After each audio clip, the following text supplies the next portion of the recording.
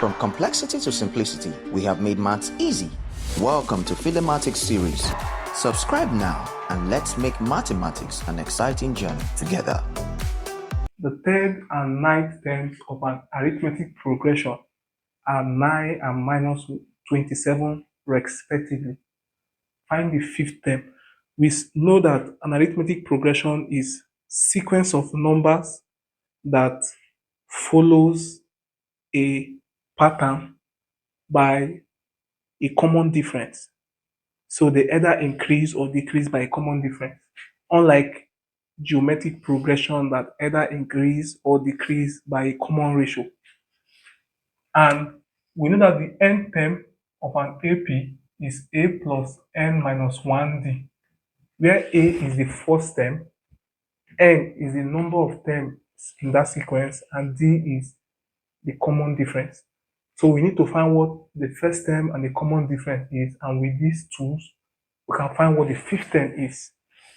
So the third term is given as A plus 3 minus 1 is 2D. The cell is 9. And the ninth term, A plus 9 minus 1, 8D, we are told is minus 27. And so if we call this equation 1, equation 2, we can subtract equation 1 from equation 2. So 2 minus 1, if we subtract, this is gone. 8D minus 2D is 6D. Minus 27 minus 9 is minus 36. So if we divide by 6, we have that our D is minus 6. We can proceed to find what A is using equation 1.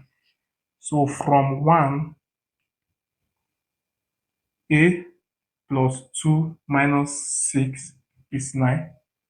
So A minus 12 equals 9. Add 12 to both sides. A is 9 plus 12. And this is 21. What are we looking for? We're looking for the fifth term. The fifth term, T5, is simply A plus 4D, 5 minus 1. And we have gotten A to be 21. And our D is minus 6. This is 21 minus 24. This is minus 3. And the answer is C.